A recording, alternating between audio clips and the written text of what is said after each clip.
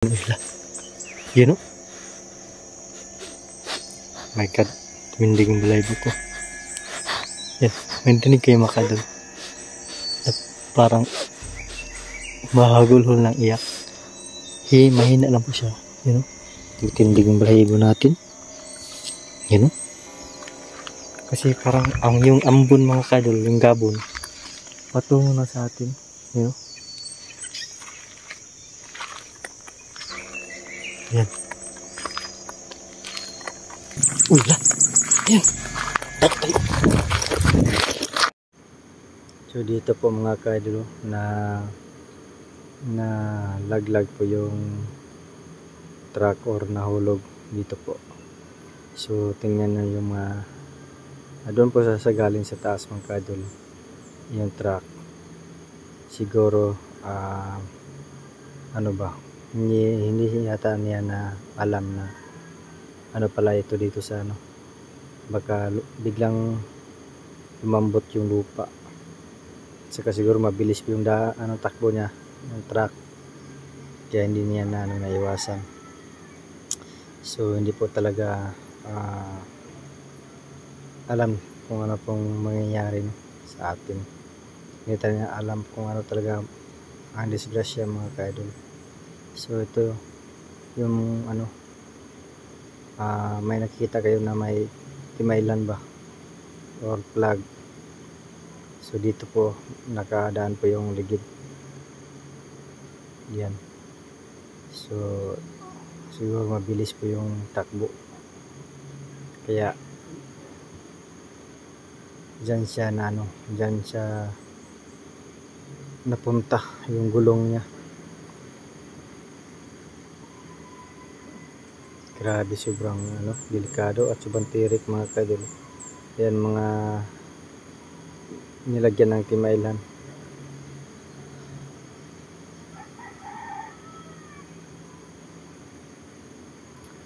Yan, dito po ay buko-buko sanay.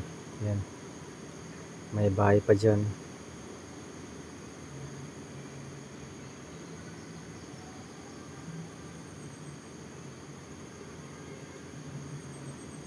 Ayan mo, ayan na mga kadol. Grabe, sobrang napakatirik talaga. So hindi po talaga masangit ang truck dyan. Sobrang tirik, sumalit po yung mga kahoy, kaya hindi siya hindi talaga masangit. Grabe, sobrang horror talaga dito, sobrang tirik talaga. Hindi makikita po yung truck mga kadol, nandun pa sa baba. Sobrang layo pong naabot po yung truck. Kawawa po yung driver dyan, So namatay po ang driver dyan, hindi nakatalon. Buti pa yung helper po nakatalon po, kaya yung truck driver po yung hindi nakaligtas. Sobrang tumitindig po yung balahibo po natin dyan na tumitingin sa baba. Grabe, nakakatakot talaga, Hindi talaga natin maiwasan ang disgrasya mga kadol, So ayan, marami pong kahoy. So siguro yung truck na yun doon papunta yung sa bundok. Grabe na to, napaka-critical talaga. Dinig mga kadol, may umiiyak.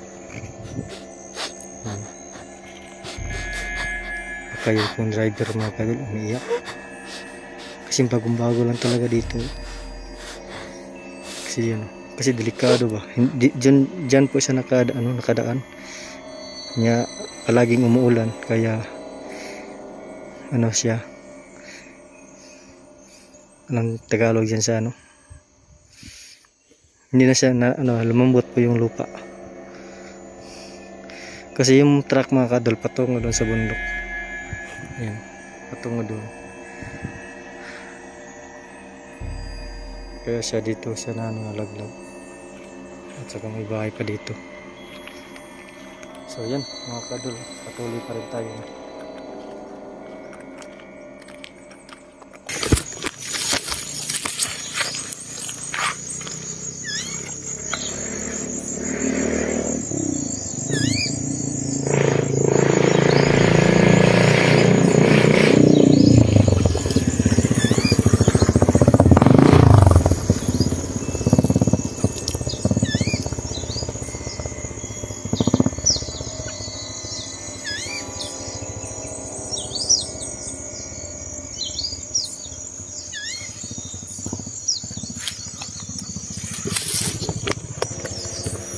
So marami pong mga motor ditong dumadaan.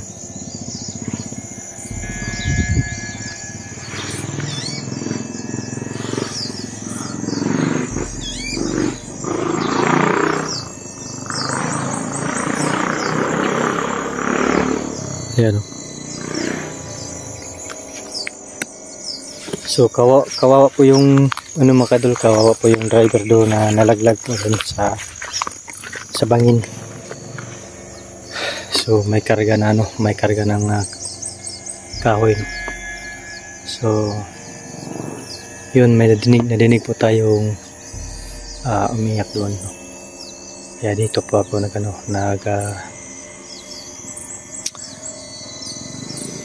patuloy sa pag-explore mga kadol. So may residente po tayo nakikita doon. Magtanong sana ako pero wag na lang, no? Baka alam niya ba kung ano po talaga yung nangyayari doon, bakit po nalaglag po yung truck, no? So siguro hindi po niya nakikita dahil sa sobrang sukal pong daan. Hindi siya nakasintro ng daan, kaya yun, nalaglag po yung truck. So condolence po sa'yo. So ngayon, nandito na po tayo sa area kung saan din may nangyayaring na hindi maganda dito, na sa una pang panahon mga kadol, siguro mga edad yata ako ng 15, no? 15 mga kadol. Dito po sa area na ito. Dito po sa area mga kadol is marami pong mga encounter dito, marami pong namamatay dito mga kadol na mga sundalo at saka mga rebelde, no? So marami po. So dito mga kadol, itong lugar mga kadol ay napaka-hilan, no? Dahil po sa nangyayaring gulo na hindi inaasahan sa mga military na mayroon palang nag-aabang sa kanila. So ngayon medyo wala na ngayon dahil iba na po talaga yung una pa, no? Yung si Duterte pa yung presidente natin, wala na po, no? Talaga tahimik na ngayon dito.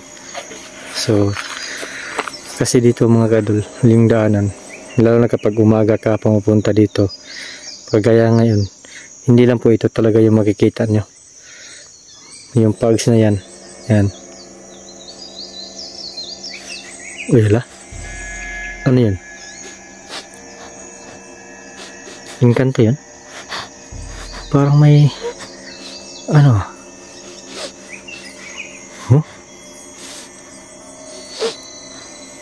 at saka mayroon ding umiiyak. Oh my God.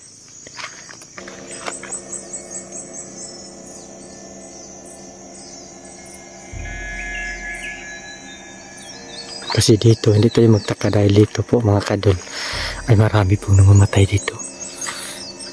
Baka yun lang po sila nagpadinig ng busis. Yun, hindi po natin makikita ng mga kadol. Ambon ba? Ang gabon. Napaka-ambon talaga. Oh my goodness. Pero hindi lang siya nagtagal. Parang lang ba? Parang pinadinig lang po tayo ng kunting mga iyak, no? So kagaya doon sa may nalaglag doon na truck. So dito, ito din mga kadol, ay ito po yung dito po nangyayari na hindi maganda, na tsaka hindi inaasahan po sa mga military, sa encounter po sa mga MP mga kadol. So kawawa po sila, no? Kasi marami pong mga pamilya na iwan dahil sa mga gulo, yung pinaglaban nila na prinsipyo na wala na hindi hindi tama pa. So ngayon, nandito pa tayo. So, in-explore ko lang natin ila. You know? My God, winding balahibo ko. Yan, may dinig kayo makadal. At parang mahagulhol ng iyak. Mahina lang po siya. You know? Tindig yung balahibo natin. You know? Kasi parang yung ambon mga kadol, yung gabon, patungo na sa atin. You know? Yan. Kasi dito po, area ay napaka misteryoso dahil po sa mga